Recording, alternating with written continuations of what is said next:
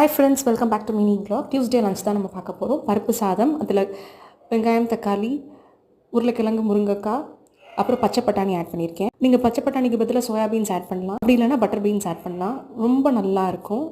அப்புறம் side dish வெங்காயம் masala add பண்ணி சுண்டல், அப்பளம். டிப் ஆஃப் 3 என்னென்னு பார்த்துக்கலாம். எப்போயுமே ஸ்வீட் செய்கிறப்ப கொஞ்சமாக உப்பு சேர்த்து ஸ்வீட் ப்ரிப்பேர் பண்ணோன்னா டேஸ்ட் இன்னும் நல்லாயிருக்கும். ட்ரை பண்ணி பாருங்கள் அந்த டிப்.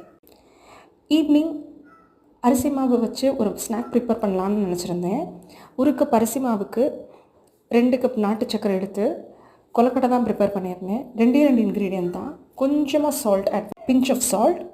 நீங்கள் தேங்காய் திருகல் கூட இதில் ஆட் பண்ணிக்கலாம். உங்களுக்கு இனிப்பு எவ்வளோ வேணுமோ அதுக்கேற்ற மாதிரி நீங்கள் நாட்டு சக்கரை சேர்த்துக்கோங்க. நீங்கள் 1 கப் அரிசி மாவுக்கு 1.5 கப் நாட்டு சக்கரை கூட சேர்த்துக்கலாம். அப்படி இல்லைனா வெல்லம் சேர்த்துக்கலாம், இல்லைனா சக்கரை கூட சேர்த்துக்கலாம். டேஸ்ட் ரொம்ப நல்லாயிருக்கும். ட்ரை பண்ணி பாருங்கள். இந்த கொலக்கட்டை ரொம்ப நல்லாயிருக்கும். நாளைக்கு மினி வ்ளாக்ல மீட் பண்ணலாம். பாய்.